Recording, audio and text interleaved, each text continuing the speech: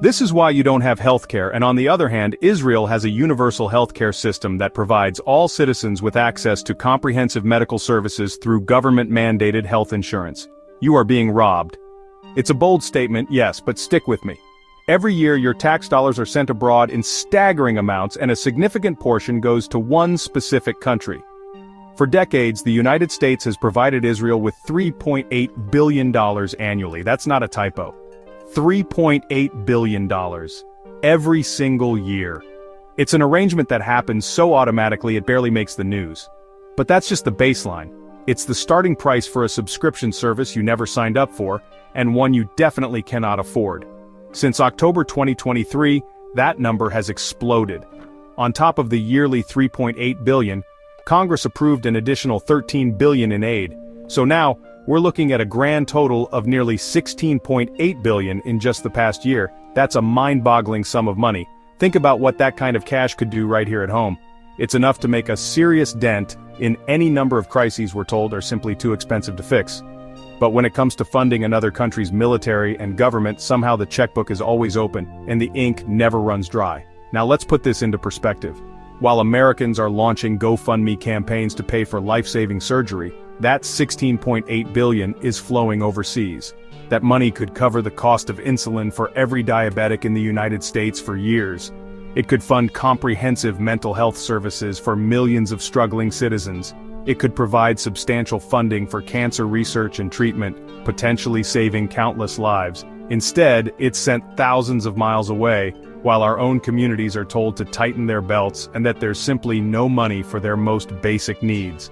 The contrast is genuinely stunning. Citizens of Israel enjoy universal healthcare, a system funded in part by you. Yes, you. The same American taxpayer who is one medical emergency away from financial ruin is subsidizing a robust, free healthcare system for another country.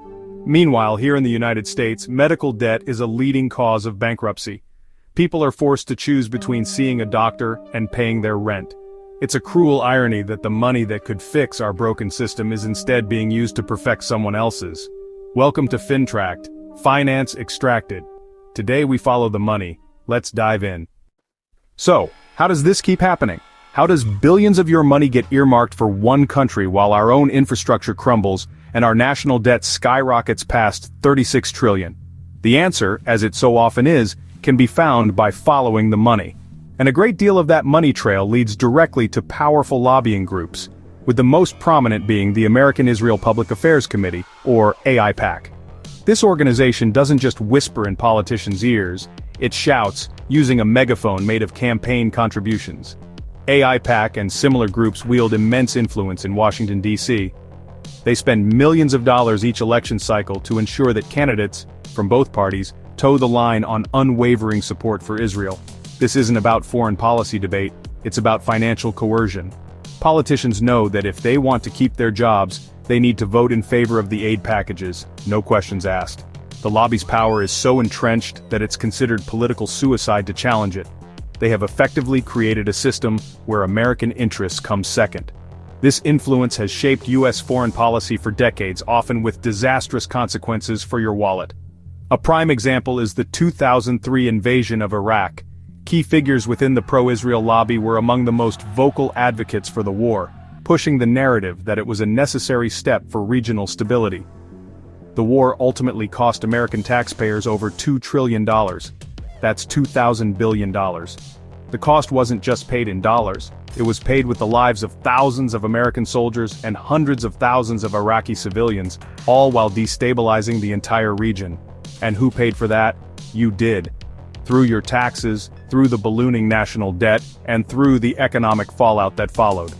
The same forces that pushed for that catastrophic war are still at work today, advocating for aggressive stances against other nations in the region, like Iran and Syria.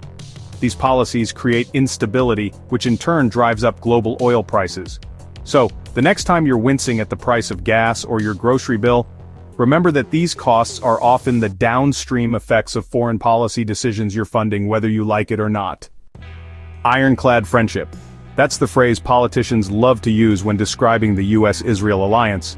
But what does an ironclad friendship really cost you? Across party lines, leaders stand shoulder to shoulder, pledging unwavering support. As President Biden declared, "Our commitment to Israel's security is ironclad. There is no question about it." Ted Cruz stated recently on the Tucker Carlson show, "I came into the Congress 13 years ago with the stated intention of being the leading defender of Israel in the United States Senate, and I've worked every day to do that." This alliance isn't just about shared values, it's about billions of your tax dollars flowing overseas year after year, while urgent needs at home go unmet. Questioning this arrangement is political taboo. The moment a lawmaker raises concerns, the machinery of influence kicks in, swift, relentless, and punishing. Dissenters are branded as disloyal or worse, their reputations shredded in the court of public opinion. Meanwhile, the cost of this friendship is measured in crumbling roads, overcrowded hospitals, and families drowning in debt. Every dollar sent abroad is a dollar not spent fixing water pipes, funding schools, or making healthcare affordable for Americans. Yet, the ironclad consensus remains. Politicians from both parties compete to outdo each other in their pledges, while the public foots the bill. The risks for those who speak out are real: lost committee seats, primary challenges, and a barrage of negative headlines. But the greater risk is silence. Silence as American priorities are sidelined, and the gap between what citizens need and what they get grows wider. An ironclad friendship should not mean ironclad silence. It should not mean unquestioned spending or unexamined consequences. It's time to ask, who benefits, who pays, and why is debate off-limits in a democracy? The true cost of an ironclad friendship is measured not just in dollars, but in the opportunities lost for every American. So, think critically, demand transparency, and never accept that asking questions makes you the enemy. Let's be perfectly clear about one thing. You're not broke. You're being robbed. You are being robbed by a political system that has been bought by special interests. You are being robbed by politicians who are more concerned with their campaign funding than with your family's future. You are being robbed every time you hear there's no money for healthcare, for education, for clean water, or for fixing the roads in your town. The money is there. It's just been packed up and shipped to another address, leaving you to foot the bill for the consequences. The system is designed to keep you from connecting the dots. It thrives on division and distraction, hoping you'll be too busy arguing with your neighbor to notice the heist happening in broad daylight in Washington, D.C. They want you to believe that the problems you face are your own fault, a result of personal failure rather than systemic plunder. But the numbers don't lie. The billions flowing out of the country are a direct transfer of wealth from your pocket to a foreign government and the defense contractors who profit from it. It is time to stop accepting this as normal. It is time to start questioning the narrative you've been fed your entire life. Think for yourself. Look at the numbers. Ask why your leaders have pledged ironclad support to another nation's interests while American interests are left to rust. Demand answers, demand accountability, demand that your tax dollars be used to solve your problems, not to create more of them in another part of the world. This is not about ideology, it's about basic arithmetic and common sense. The power to change this rests with you. It begins with understanding the game and refusing to play along. It grows when you talk to your friends, your family, and your neighbors about what's really going on. It solidifies when you demand that your representatives represent you, not a lobby. Don't let them tell you the country is broke. The money is there. It's your money. It's time to demand it back. For similar content, subscribe to Fintract. Follow the money.